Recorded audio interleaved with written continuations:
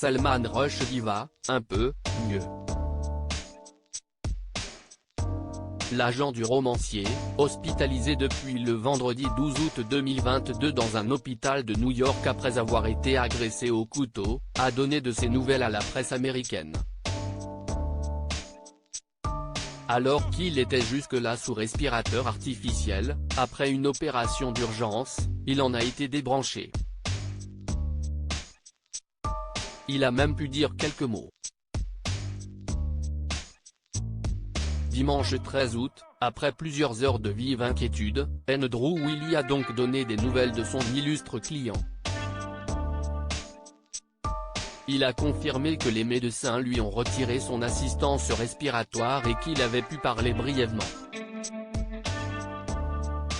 Il n'a toutefois pas révélé la teneur des propos de Salman Rushdie, âgé de 75 ans, qui a reçu plus d'une dizaine de coups de couteau de la part de son assaillant, a dit Matar. Salman Rushdie a été débranché du respirateur et parle, a déclaré Michael Hill, président de l'institution Shotoka, où l'attaque a eu lieu, sur Twitter. Selon le témoignage de l'écrivain Tish Taysir, qui a lui aussi eu des nouvelles de son confrère, il a parlé et plaisanté, a-t-il écrit sur Twitter. Une information rapportée par le New York Post.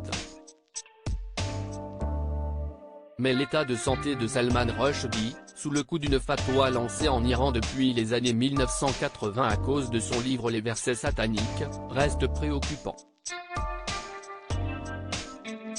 Son agent avait ainsi indiqué qu'il risquait de perdre un œil, que les nerfs de son bras ont été sectionnés et que son foie a été poignardé et est endommagé.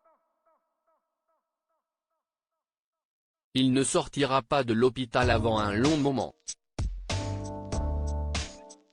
La police a désormais placé en détention son agresseur, motivé par la prime de 3 millions de dollars contre la mort de l'auteur, qui a été présentée à un tribunal dans la foulée.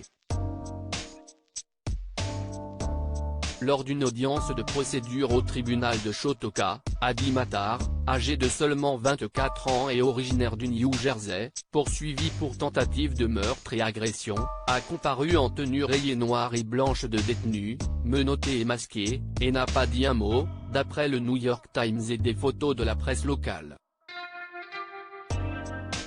Il a plaidé non coupable.